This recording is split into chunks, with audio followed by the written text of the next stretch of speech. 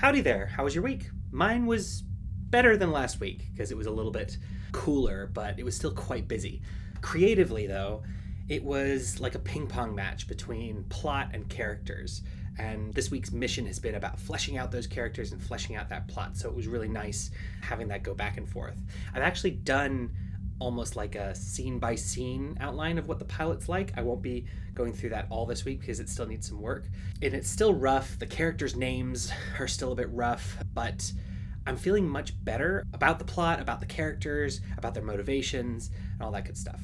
So in this video, I'm going to go through the lore of the series, the main characters, their backgrounds. Most of what I'm going to go through won't probably actually make it into the pilot, but I think it helps provide a deeper context when thinking about the plot, the motivations, and setting that scene, if that makes sense.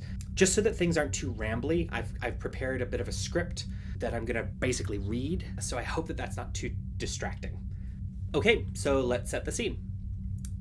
The setting for the series is a region of space called the Briar Patch that sits at a point in the Alpha Quadrant between the Federation, the Romulans, the Cardassians, and Klingon space. It's a region that has had a few mentions in Star Trek before, but has never really been explored. It's a large area of more than 70 systems with countless anomalies, tough flying conditions, and historically very rough M-class planets when it comes to ideal situations or circumstances for settlement. The Briar Patch isn't under any of the major powers' control, although it is under kind of Romulan influence. Hundreds of years ago, during the early days of the Romulan Empire, when it was practically just getting started, the area of space had a well-developed merchant network built by and managed by a species called the Giru. They were much larger than typical humanoids, standing at 20 feet tall and about 4 times as wide. They would have looked like giants to us. The Giru weren't really fighters, but they built things to last, and their structures have remained throughout the Briar Patch and are used to the present day. The Giru were wiped out by an early rival to the then minor Romulan Empire called the Kinseti. What began as the Kinseti thinking that by conquering the Giru, they would easily and massively expand their fledgling empire, turned into a very long slog war of attrition, because while the Giru weren't great at fighting, their structures and ships were built to last. Seeing the invasion turning quickly into a quagmire, the Romulans, being devious and tactfully brilliant, took full advantage, and through propaganda encouraged different powers, criminal organizations, and mercenary groups to join the fight on the side of the Giru. For some, they appealed to their pity at the poor Giru. Others, they pointed out the opportunity that weakened powers offered, and others, they simply paid to fight. With their fighting numbers dwindling, the Kinseti turned to desperation, and one of their scientists had a breakthrough and developed a bioweapon that unleashed a genetically targeted virus, something that seemed far outside of their technical capabilities at the time. Within weeks, there were no more Giru. They were wiped out. And while what was left of the Kinseti forces were busy driving out mercenaries and others from their conquered lands, the Romulans attacked. They beheaded the Kinseti praetor and the entire government, and declared Kinseti now a part of the Romulan Empire, which it is to this day. It took them less than a week. The Romulans didn't, however, choose to conquer the Briar Patch, instead leaving it to those who had filled the void of battle. It turned into a highly destabilized region with varying degrees of lawlessness, ruled by merchants, warlords, gangs, and the occasional spiritual movement.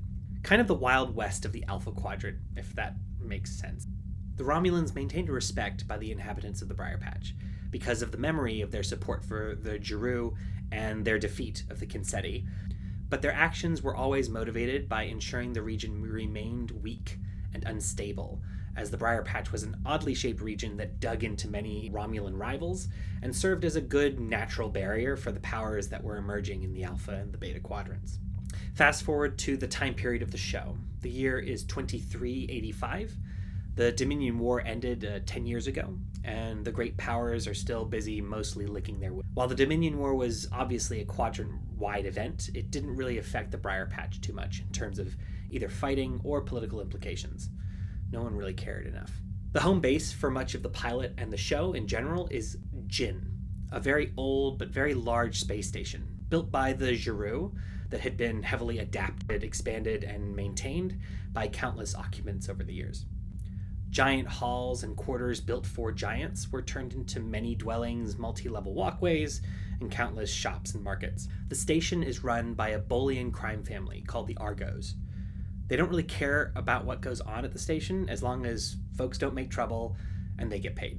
25,000 people call the station home, including our main characters, whenever their old but sturdy ship is docked. More on that in a second. Okay, so the characters. Detective Temel LaRue might not be kind of warm and fuzzy, but one thing's clear, he's good at his job. He has what you'd call experience, having been in the detective business for going on 350 years now. As an El-Orian, it's just one in countless careers he's had during his long life. Ever since the violent death of Olivia, a human and the love of his life, Temel's been trying to find the answers for others that he could never find himself. Temel's a good listener, a really good listener. That's one of the hallmarks of El-Orians. They listen, empathize, and excel at building rapport through mutual understanding. Pain understands pain, and ironically for Temel, his loss makes him an even better, more understanding detective. Helping others solve their own pain feels like a penance for his arrogance, one that he'll never be able to repay. Temel, along with his companion Dink, get answers for those wealthy enough to afford them or those broken enough to require them. Dink has been working with Temel for 10 plus years now. He's referred to her as his training detective throughout that time, which often gets an eye roll from Dink, but they make a good team. Dink's an Amazerite, rarely seen outside of their traditional hives or near the buzz and commotion of their large families, friend groups, and communities. Practically an introvert by Amazerite standards, Dink's golden hue and literal natural glow lights up the room and puts other people at ease. The natural Amazerite silk her body produces, she weaves into everything from clothing to furniture for their ship. Though sarcastic, humorous, and outgoing by most people's standards, Dink owes a great deal to Temel and puts up with his dour demeanor and dry sense of humor. He is a true friend, and though he'd never admit it, she thinks the brightness of her spirit rubs off on him just a little bit. For her part, working with Temel gives her the space to be still and solitary, something very alien to Amazerites. Being a bit of a loner in a hive-based civilization was never going to do great things for her self-confidence, and under the bright and excited demeanor lies a more complex, diffident person, searching for her place in the universe, as well as herself. The duo live aboard their ship, the Wanderer, itself with an AI that Temel and Dink picked up on DS9 after winning a game of darts off of a drunk Ferengi. The AI can take holographic form to help out around the ship. They call her Wanda, and she's a hoot. The Wanderer is an old Humvee-class microfreighter that was retrofitted with 50-year-old Warp 6 engines. It's a bit old, but solid, with thick walls and a pleasant hum. Dink's self-produced interior design skills make it darn near homely. The third member of their trio, introduced during the pilot, is Amelia, a young human woman of 16 who'd been enslaved since she was 3 by a succession of odious people after having been stolen from her parents during an attack on their outpost. Amelia is strong, angry, and inherently brilliant. The fire in her heart is one of deep-seated revenge that may destroy her if she can't work out how to deal with the pain she's been through. The three main characters have complementary strengths and similar challenges that all stem from an inability to move on. Temel is calm but acerbic and distant, stemming from the loss he hasn't moved beyond yet. Dink is happy but suffers from low self-confidence, stemming from her upbringing in the hive. Amelia has confidence but anger and a need for revenge from what she's experienced. Together, the three learn from each other to better themselves, to grow, and maybe start to deal with the demons they face through helping each other. There are quite a few other characters that I've outlined that you can find in the Notion, but I think it would be far too long to get into them in this video. Okay, so the pilot. The story opens on the space station Jin, where Temel is helping the local lawkeeper Zillik, a member of the Argo crime family, investigate a series of poisonings of children on the space station stemming from a toy shipment of Andorian ice bears. Zillik wants this dealt with and done with. The Argos don't really care about the kids, they just don't want trouble.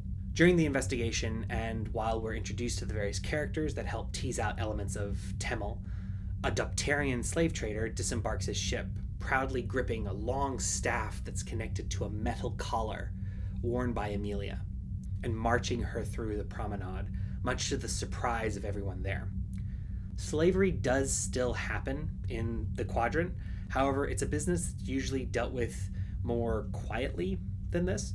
The Romulans encourage it, the Cardassians partake in it, the Klingons don't care, and the Federation is, worst of all, it pretends it doesn't exist. Temel and his friends Jalor and Tigran, a married set of Tellarites who often serve as his muscle when he needs them, they separate the slaver with his so-called property and takes a distraught Amelia back to the Wanderer. Dink helps Amelia, who is weak, exhausted, and terrified, get fed, cleaned, and feeling secure, while Temel argues with Zillik about the fate of the young woman.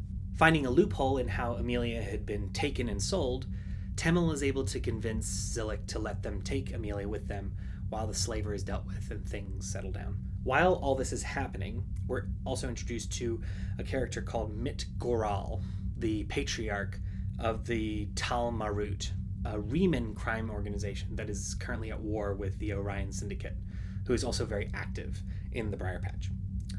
Mit Goral's lieutenant, Fen, has been building up shipments laced with trinitrium, a poisonous compound that, when exposed to the atmosphere of the Orion's headquarter planet, Balon, will result in the instantaneous planet-wide destruction.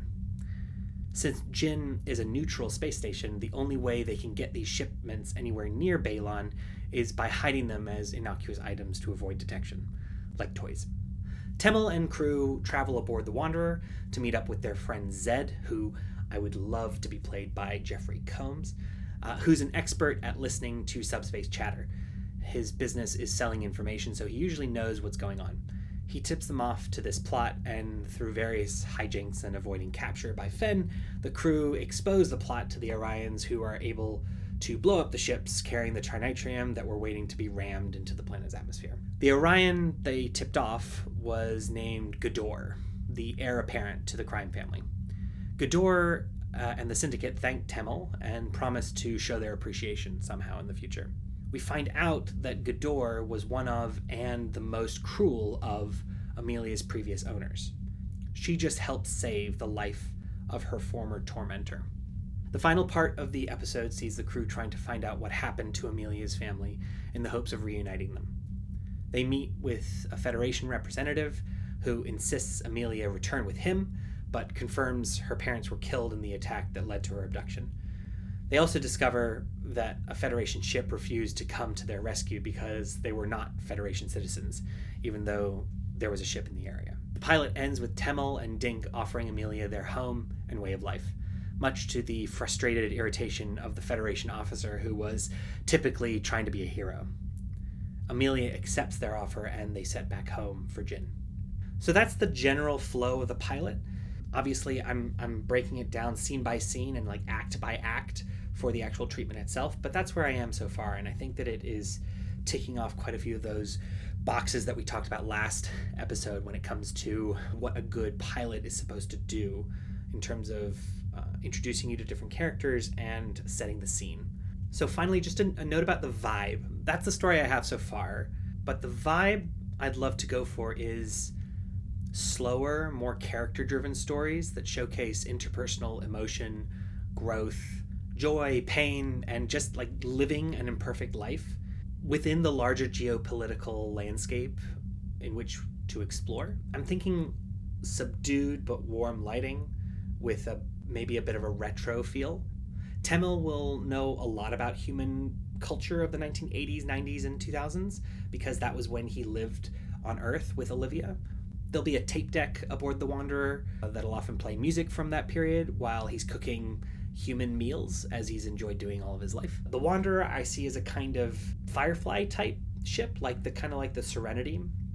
Old, a bit dark, but also kind of homely feeling in some way. It'd be awesome if, as a series, it relied on old-fashioned models instead of CGI. Someone said that editing is just as much about taking things out as putting them in. So I hope this would be a great example of a lot of modern aspects of sci-fi on TV and film just not being a part of the show, and therefore having to showcase the genre's fundamental strengths rather than relying on a lot of like special effects. In terms of how the series would unfold, I'd love mysteries to actually be the cornerstone of each episode, through which we see various bits of character evolution and growth. Perhaps instead of it being straight episodic or arc driven, we could have bookmark episodes that deal with the ongoing arcs, like Amelia finding out who did this to her, Temmel reckoning with his loss through helping Amelia with hers, and Dink growing in self-confidence through helping the other two. It might also be nice for each mystery to span 2 episodes instead of 1, with maybe like a fun cliffhanger, in the middle, in between. I also love the idea of an Odyssey type feel to the show. Like, I'm reminded of, Big Fish. There's a film called Big Fish. The crew go off on an adventure and they meet lots of interesting, deep characters along the way.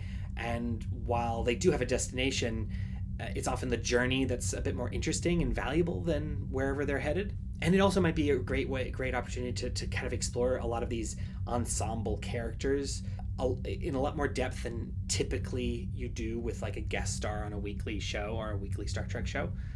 You could also extend that to older characters and bringing them back as long as it fits with the story. So like, for example, I think if Andrew Robinson was available to play Garrick would be an incredibly interesting character that I think would fit with the dynamics of this show really, really well for us to check in with. Okay, that's been quite a slog. I hope that you've lasted until the end.